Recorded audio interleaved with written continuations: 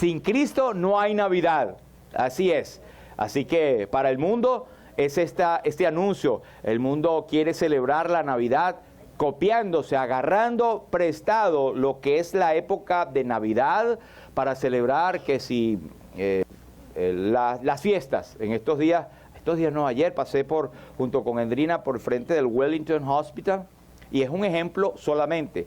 Estaba bien bonito, en toda la esquina de la 441 y la Wellington, estaba ahí como un adorno muy bonito. Pero uno esperaría, porque yo venía de este lado y no podía leer. Después que crucé me di cuenta, yo esperaba Merry Christmas, right? So, estaba Happy Holidays.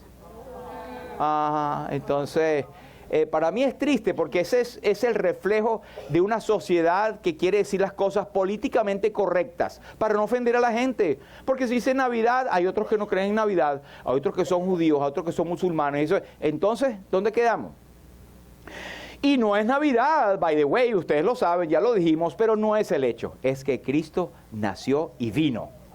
Aquí tenemos, vamos a leer Tito 2, 11 al 14. Y todos pueden verlos en la pantalla o leerlo en sus Biblias. Leemos todos. Entonces dice: porque la gracia de Dios se ha manifestado para salvación a todos los hombres, aguardando la esperanza bienaventurada y la manifestación gloriosa de nuestro gran Dios y Salvador Jesucristo, quien se dio a sí mismo en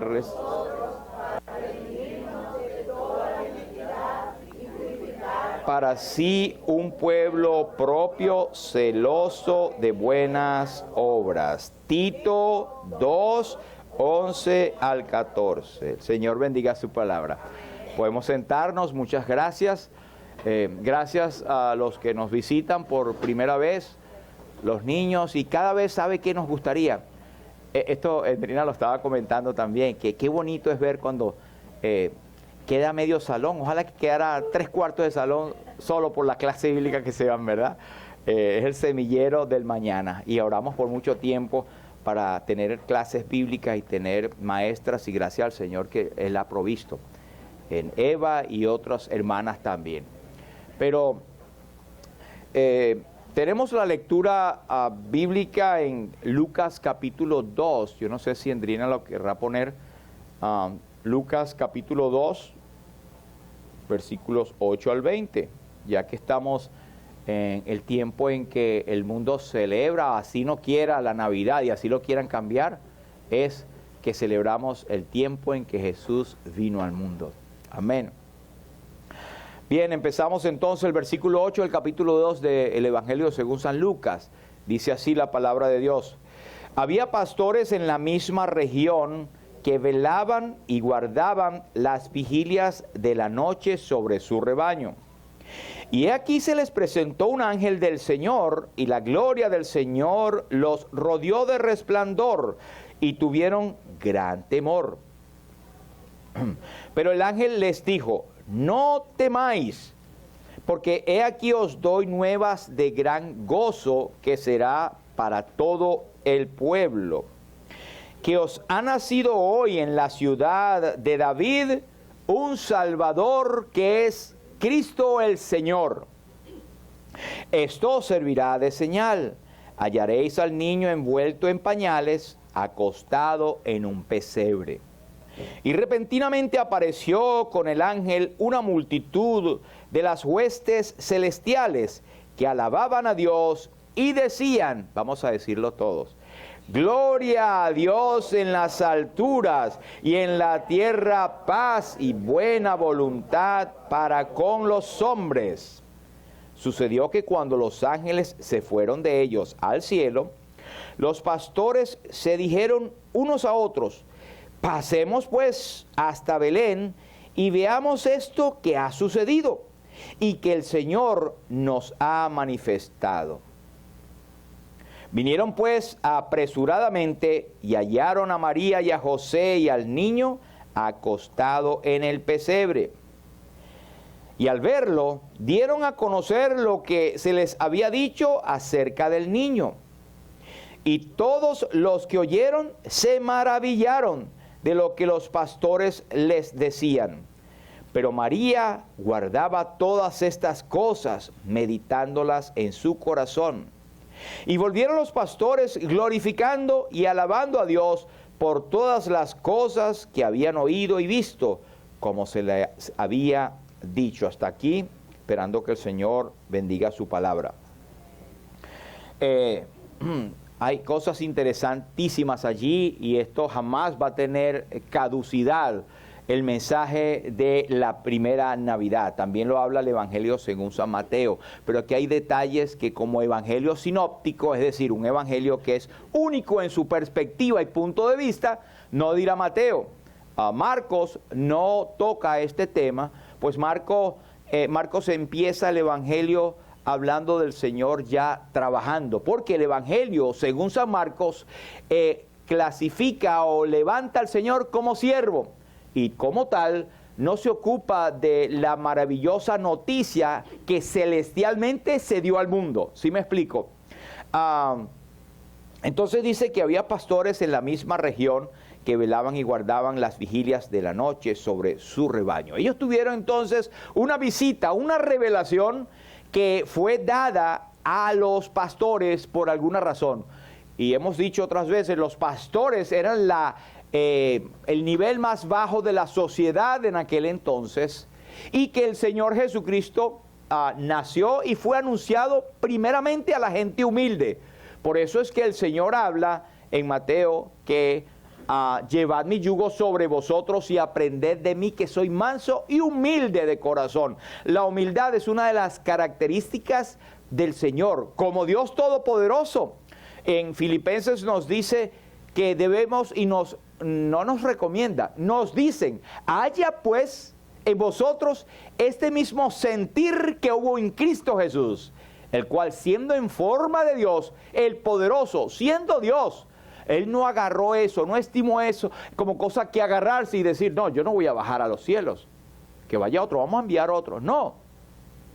No, estaba establecido que el cumplimiento del tiempo es que Dios iba a enviar a su Hijo. Estaba predeterminado desde antes de la fundación del mundo. Y Pedro lo dice, que hemos sido rescatados no con cosas corruptibles como oro o plata, sino con la sangre preciosa de Cristo, como de un cordero sin mancha y sin contaminación, ya destinado desde antes de la fundación del mundo, pero manifestado en estos postreros tiempos por amor a vosotros, a nosotros. Entonces Cristo estaba ya destinado en el plan divino de Dios, Trinidad, Padre, Hijo y Espíritu Santo. El Señor dijo, he aquí que vengo, oh Dios, para hacer cumplir tu voluntad. Y recordemos, Cristo en ningún momento dejó de ser Dios. Y la maravilla de la Navidad consiste en que Dios nos visitó. Cristo no es una persona que es humana solamente. Él es 100% humano y Él es 100% Dios. Si no, no hubiese sido posible la redención. Porque hacía falta que alguien viniese, tomase nuestra forma para poder redimirnos. Pero al mismo tiempo tenía que ser santo, sin mancha y sin contaminación, como Cristo lo es. En todo el tiempo que Él estuvo acá, jamás se halló engaño en su boca, ni hizo pecado. Eso es lo maravilloso, hermanos, y a veces pasamos por alto el hecho de que Cristo es Dios, Cristo es hombre, y Él es el creador de todas las cosas, el agente de la creación, por quien asimismo Dios hizo el universo, habiendo efectuado Él la purificación de nuestros pecados, y eso nos habla de que no quedó en el pesebre. El Señor Jesucristo creció y fue un hombre que anduvo caminando, anduvo con un grupo de hombres que Él escogió para que replicaran el mensaje al mundo, y por ellos usted y yo estamos acá, los que somos creyentes, y los que no, pues están aquí para oír el mensaje de salvación que Dios, que el Señor Jesucristo estableció para que fuese repetido. Pero una cosita bien rápida es que ellos tuvieron temor, porque imagínense ese resplandor en medio de la noche, tuvieron temor, pero lo primero que el mensaje del Evangelio dice, no tengas temor. Así que el creyente en Cristo no debe tener temor. El que no es creyente, pues tenga temor hasta que no tiene el mensaje. Hasta que tenga el mensaje debe tener temor. Porque Cristo mismo dijo en Juan capítulo 3, versículo 36, el que cree en el Hijo tiene vida eterna. Tiene que gozarse, no hay temor. Pero el que rehúsa creer en el Hijo, el que desobedece al Hijo, oiga, no verá la vida, sino que la ira de Dios está sobre él. Hay que tener temor allí. Y en Apocalipsis hemos leído, el que no se halló inscrito en el libro de la vida, fue lanzado al lago que arde con fuego y azufre. Hay condenación. El mensaje del Evangelio es paz, es prosperidad, es bendición, es alegría. Para algunos es fiesta, es otras cosas que no son la Navidad, pero hay un sentimiento de familia, caramba, celebrar, es una alegría que uno siente, ¿verdad? Tal vez, digo yo, por la tradición familiar, de reunirnos, de ver a las personas, pero otros tenemos muchos recuerdos que no son agradables.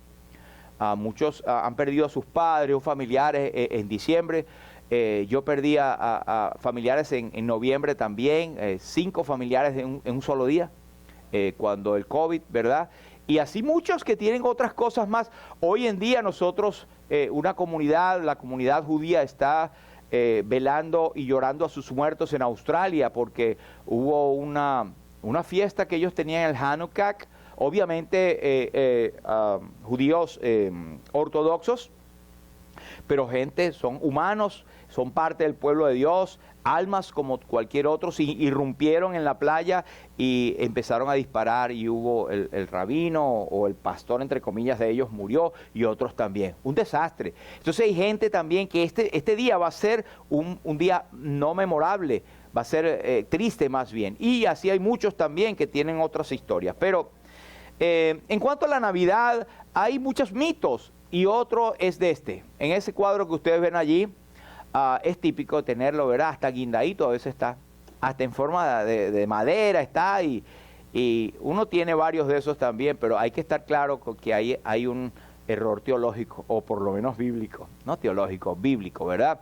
Ahí está obviamente María en una chocita que puede hablarnos del pesebre o el lugar donde descansaban los animales.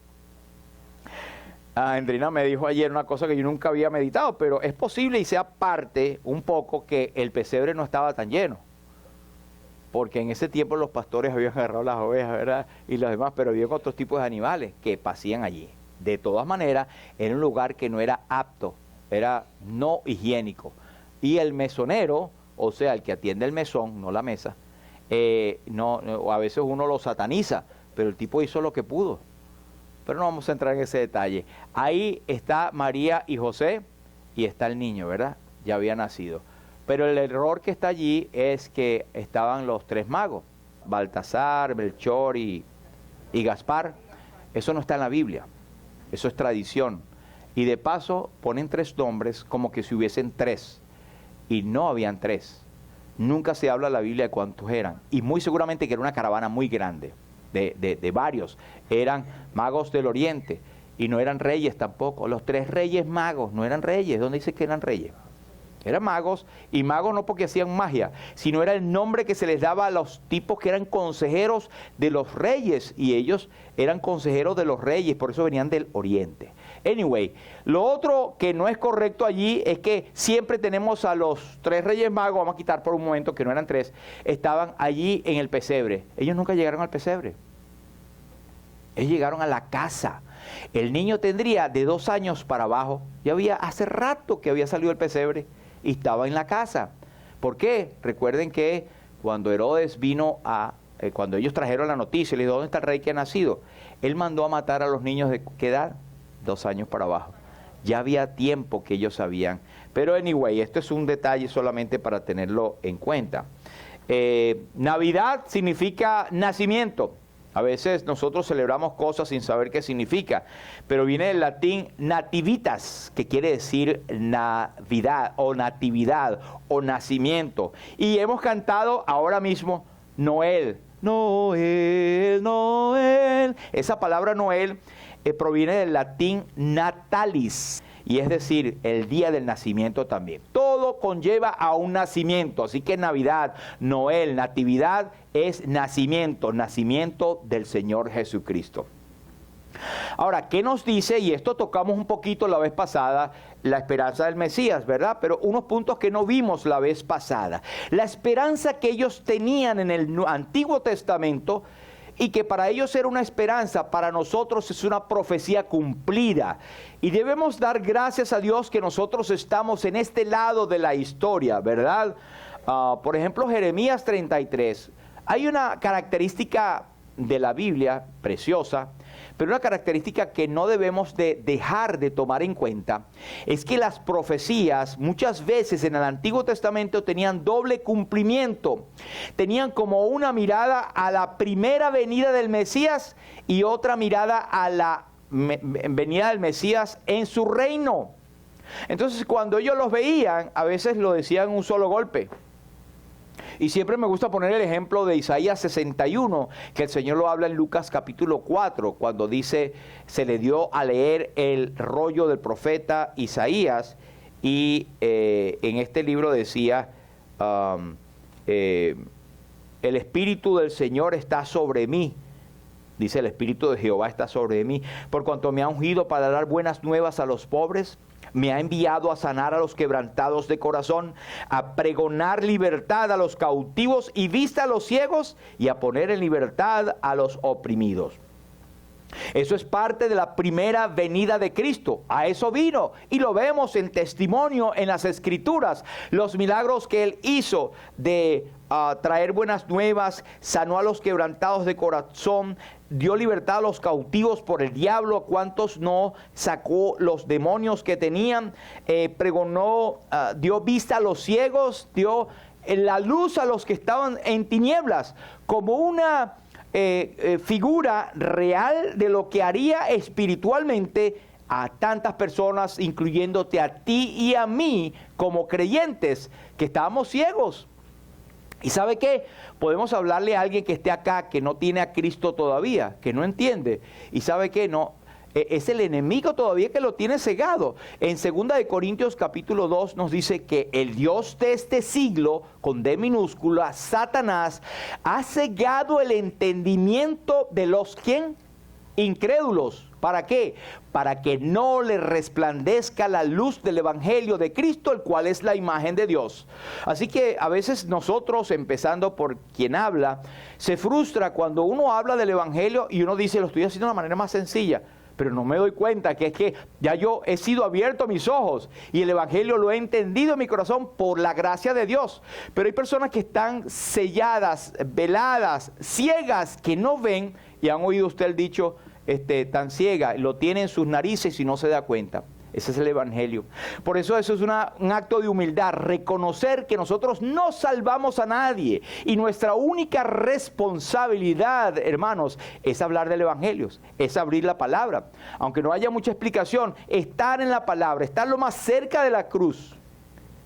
Fíjense, estamos en Navidad y hablé de la cruz, porque es que yo no me voy a quedar en el pesebre. La Navidad, Cristo vino, es verdad. Sin Navidad no hay cruz. Sin Navidad no hay cruz. Pero sin cruz, la Navidad es un relato histórico bonito y más nada. Entonces, ese es el mensaje completo, hermanos. Nunca se quede en el niño. Hay comunidades enteras que adoran al niño, hacen imágenes, ya están, por supuesto, con todos los mandamientos del Antiguo Testamento. No te harás imagen delante de mí, de lo que está en los cielos, en la tierra, debajo de la tierra, ni te inclinarás a ella, porque yo soy Jehová fuerte y celoso, soy tu Dios, que visito la maldad de los padres de la tercera y cuarta generación. Entonces, no tenemos que hacer imágenes, hermano. Ya están cambiando y están diciendo, no, es para acordarme que tengo que adorar. La Biblia está allí, la Biblia dice, no te harás imagen, pero la imagen que hace es del niño Jesús. Hermanos, el niño Jesús ya no es niño, es el hombre, hecho hombre, ¿verdad? Que fue a la cruz y murió, no murió como niño, murió como hombre maduro, consciente de la carga inmensa de pecados que llevó por ti y por mí en el Calvario, pudiendo hacer con un pestañeo, diría yo, acabar con la humanidad. Estos días estaba viendo un estudio de varios pastores donde me llamó la atención que en ningún momento se ve ningún ángel hablando con el Señor. Los ángeles tienen un papel importantísimo en las escrituras, en traer la palabra, en hablar, en revelársele. Hasta un hombre que era más testarudo que el animal que tuvo que hablar, ¿verdad? Que fue Balaam, ¿verdad? El burro veía algo que él no veía. Eso es una lección para uno, ¿verdad?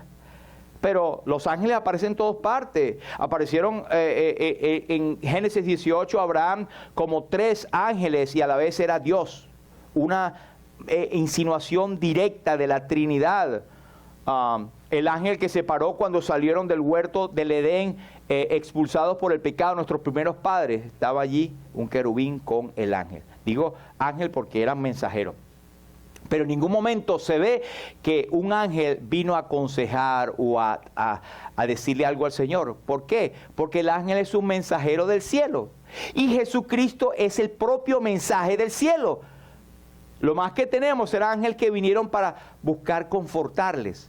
Pero Cristo, cuando se dirigió en el Getsemaní, no habló a los ángeles, habló a su Padre. Padre, si es posible, pase de mí esta copa, pero no se haga mi voluntad, sino la tuya. Entonces, en esta escritura de Jeremías 33, es esa doble profecía, ¿verdad? Nos habla, y aquí vienen días, dice Jehová, en que yo confirmaré la buena palabra que he hablado a la casa de Israel y la casa de Judá. Y eso fue hecho en la primera venida, la confirmación de que el Mesías vendría. Pero a la vez es una confirmación de la profecía cuando Cristo vendrá en gloria, en su reino, porque lo iba a confirmar a toda la casa de Israel, y lo digo por el versículo final, el 16, pero mira el 15. En aquellos días y en aquel tiempo haré brotar a David un renuevo de justicia. Y eso apareció cuando Cristo vino a este mundo y nació de la Virgen María, concebido por el Espíritu Santo.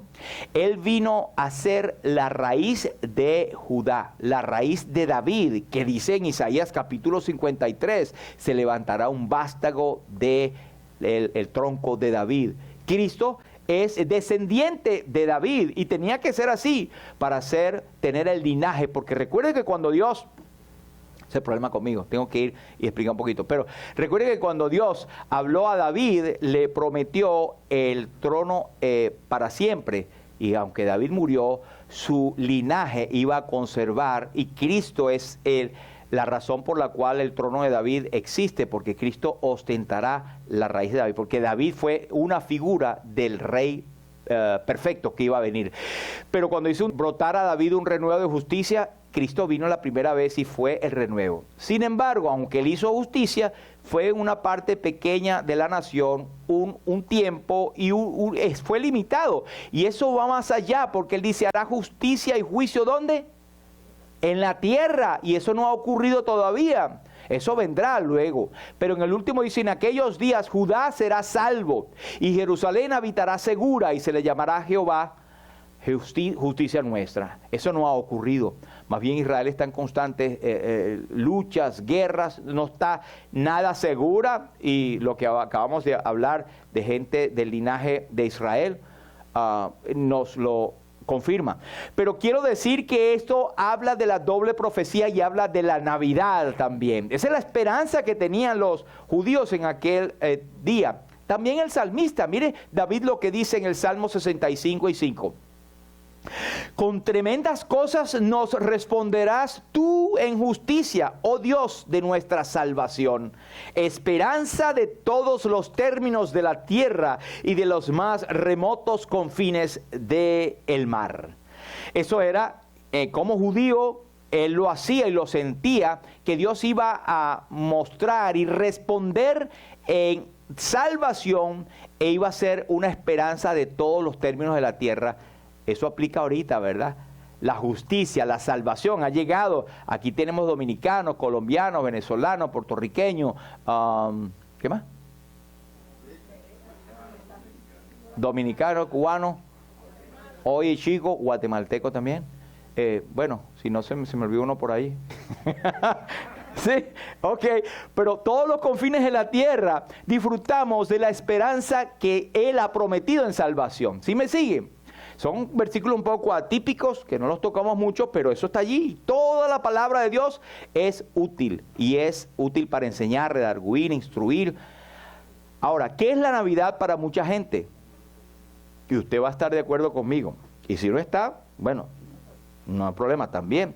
Pero ¿qué es lo que la Navidad les trae a la gente? Regalo, intercambio de regalos. El regalo es una predicación del Evangelio, porque Dios nos dio su regalo. Pero el regalo tiene que estar envuelto. Bueno, hallaréis al niño envuelto en pañales. Alegría, os doy nuevas de gran gozo que será para todo el pueblo. Alegría, la Navidad es la alegría. Con excepción, como les dije, de lo que ya hablamos, compras. Eso es lo que nos duele mucho. Bueno, ahí están las compras, ¿verdad? Los establecimientos se gozan en celebrar cualquier cosa. El día del tipo que ve para el cielo. O sea, cualquier cosa inventan para poner un tipo así a vender, y ahí venden jugueticos o cuestiones. Luces, adornos. Bueno, hemos hablado que el pueblo que estaba en tinieblas, vio gran luz. Y dice en Juan que aquella luz verdadera que alumbra a todo hombre venía a esta tierra. Y luego Jesús en Juan capítulo 8, versículo 12 dice: yo soy la luz del mundo. El que me sigue no andará en tinieblas, sino que tendrá la luz de la vida. Las luces es un sinónimo de la salvación que Cristo da como luz del mundo. Familias, reuniones, bueno, que será la alegría para todo el pueblo, ¿verdad? Y eso nos agrada, que nuestra familia esté en Navidad con nosotros. Y si no está con nosotros, nosotros nos aparecemos allá. Aquí estoy yo si no me han visto. Pero ahí vamos, ¿verdad? Pero para otros, lamentablemente, es esto: depresión, tristeza, soledad, crisis económica, sentimental, de salud, partida de un ser querido, no soportar la alegría de otros. Eso nos habla de un corazón ya amargo, más que la envidia. Es carcoma de los huesos y una nostalgia sin razón. Ay, estoy triste, no sé ni por qué. Eso es nostalgia sin razón. Pero eso ocurre, hermanos, ahora mismo.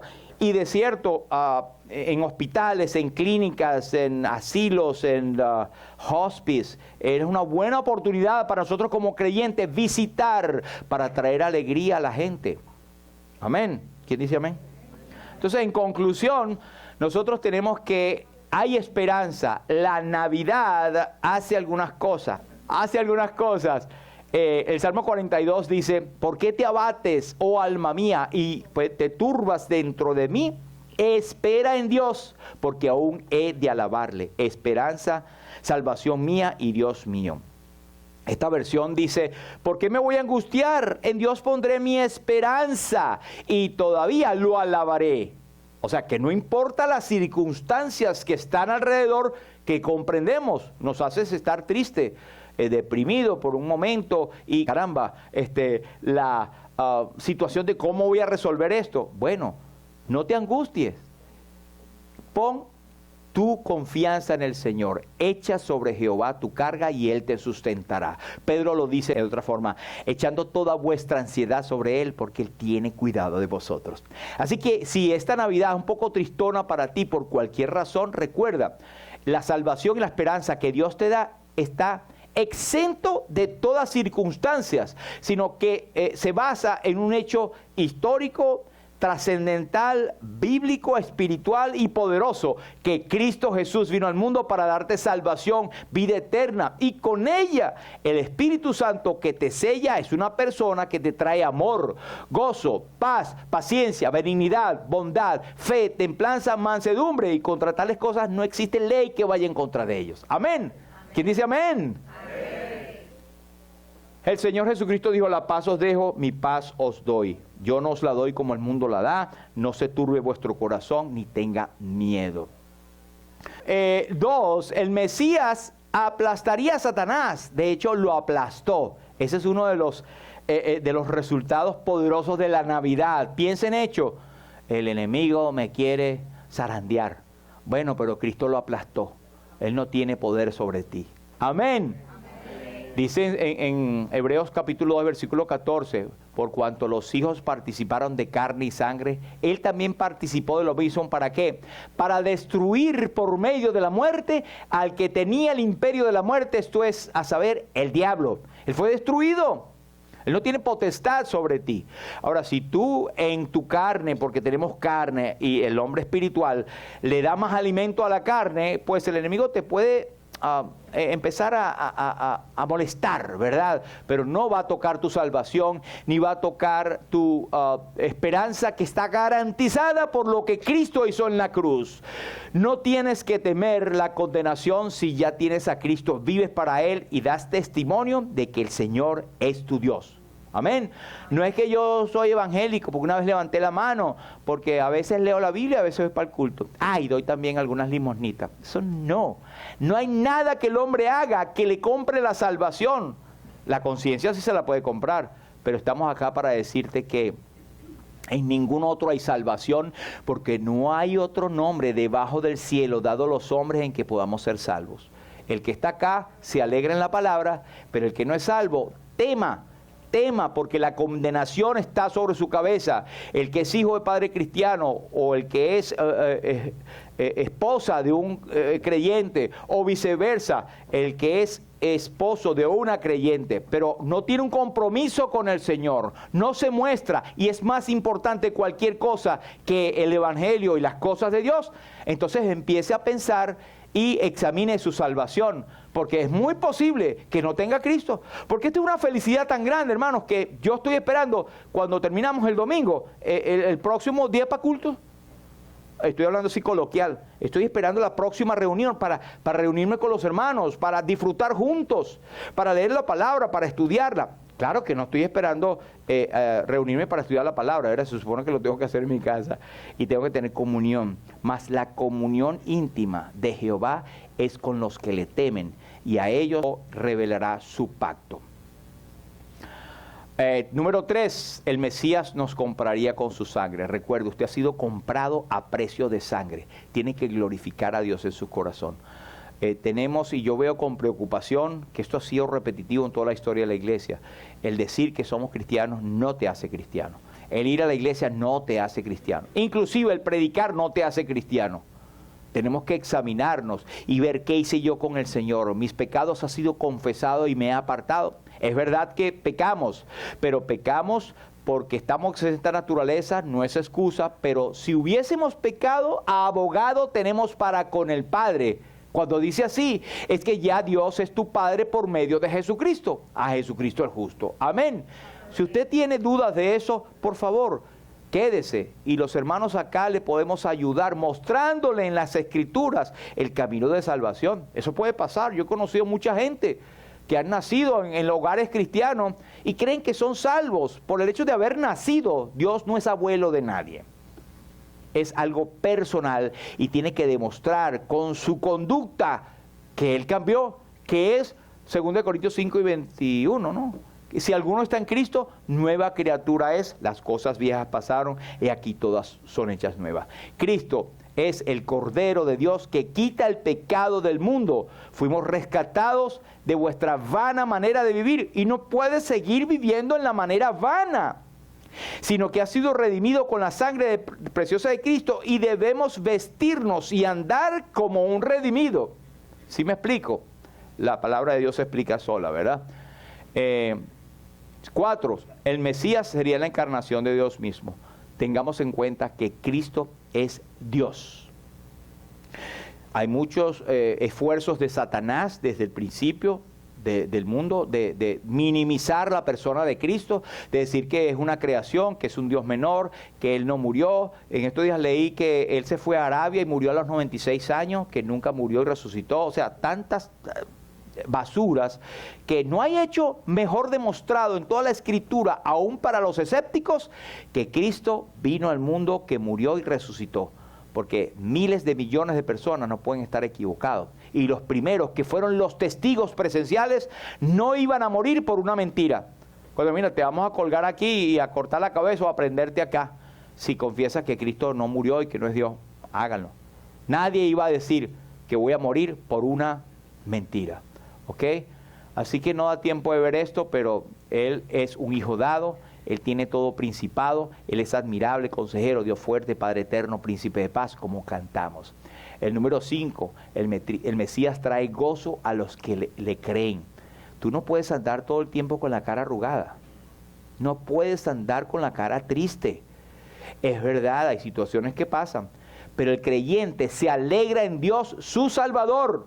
No puedes, hermanos, yo no lo concibo. Uno puede tener su momento de preocupación, pero tu estándar, tu promedio es una persona alegre que tiene a Cristo. Tengo dificultades, pero no te dejes llevar por las dificultades. Cristo es más poderoso. No le digas a Dios, Dios, mira la cantidad de dificultades que tengo. No, dile a las dificultades, mira el Dios poderoso que yo tengo. Amén. Así que no temas porque os doy nuevas de gran gozo. No hay temor, está ofrecido para todos, es de gran alegría o de gran gozo y es de salvación. Si no lo tienes, te podemos ayudar guiándote con versículos. La salvación viene de Dios, pero hay hombres y mujeres acá que te pueden ayudar. O aprovecha hoy en día, sé valiente, porque el reino de los cielos se hace fuerte y lo arrebatan los valientes. 6. El Mesías es digno de adoración y alabanzas. Por eso cantamos, levantamos nuestras manos, estamos adorando a Dios, nuestro Salvador, a la bendita Trinidad. Damos gloria a Dios por su Hijo, alabamos al Hijo porque es el Cordero que se entregó a sí mismo, y damos gracias al Espíritu Santo por hacernos ver esa realidad. Amén. Y por último, el Mesías, su primera venida y la Navidad nos habla automáticamente de su segunda venida. Ahora, Cristo viene otra vez. Cuando Él fue levantado en el Monte de los Olivos, después que habló a sus discípulos, Él, mientras estaba hablando, fue levantado al cielo y los ángeles dijeron, pero ven acá, ellos eran dominicanos, ¿qué estáis mirando al cielo? Este mismo Jesús que ha sido tomado de vosotros, como le habéis visto ir al cielo, así mismo vendrá. Y posará sus pies sobre el Monte de los Olivos y vendrá en gloria. Tendrá que hacer algunas cosas como combatir al anticristo y la maldad que se ha levantado. Pero ¿sabe qué? Cuando leímos Apocalipsis, la gente tiene una confusión en la mente como un arroz con mango. No es un mangú, es un arroz con mango. Y dicen, caramba, sí que la iglesia va a estar... No, cuando usted lee en Apocalipsis, nada más por eso. Cuando todas estas cosas, los creyentes que están ahí, se está hablando, dice que la esposa y el cordero dirán esto y lo otro. Ya la esposa estará con Cristo. Eso quiere decir que nosotros esperamos, los creyentes en Cristo, el arrebatamiento. Cristo vendrá por segunda vez sin relación con el pecado a salvar a los que les pegan. No es una tercera venida. Es que cuando Cristo arrebate a la iglesia, que está escrito bien clarito en todas las escrituras, no es el momento de hacerlo, eso abre, ya eso es parte de la segunda venida de Cristo, que Él va a venir ya a partir de ahí, que su esposa esté en los cielos, todos estemos allí, es que van a venir los planes de venir a reinar a este mundo, que es la segunda venida de Cristo en gloria. Amén. Así que hemos visto esto y la conclusión sería que Él quita la angustia y miedo. La Navidad quita angustia y miedo. El Mesías aplastará a Satanás, Satanás está bajo tus pies. El Mesías será la encarnación de Dios mismo, tienes a Dios contigo. Y si Dios es por nosotros, el Mesías trae gozo a todos los que le creen. No debes estar con la cara triste. Así tengas situaciones, estoy victorioso, diga así, porque el enemigo lo escucha y sabe, y como dicen así como jocoso, huye por la izquierda. Porque el enemigo no puede resistir la alabanza y que usted esté alabando a Dios aún en las circunstancias que son adversas. Amén. El Mesías es digno de adoración y alabanza, y esté pendiente porque el 7 es, Él vendrá otra vez. Amén. Vamos a orar. Padre, en el nombre de Jesús te damos la gloria, Señor. Gracias por la obra de Jesús. Gracias por la Navidad, Señor, que nos habla de la esperanza hecha carne. Y que también nosotros como creyentes ahora, en este momento del 2025, en diciembre, tenemos la esperanza bienaventurada de la manifestación gloriosa de nuestro gran Dios y Salvador. Y que estamos esperando la trompeta, porque se tocará la trompeta y los muertos en Cristo resucitarán primero. Luego nosotros, los que vivimos, los que hayamos quedado, que no precederemos a los que durmieron, seremos arrebatados juntamente con ellos en las nubes y así estaremos siempre con el Señor. Anhelamos ese día, Señor. Queremos darte la gloria por Jesús, por su obra en el Calvario, su sangre derramada y su resurrección al tercer día. Gracias por el pesebre, pero gracias por el madero de la cruz. A ti sea la gloria en el nombre de Jesús. Amén, amén.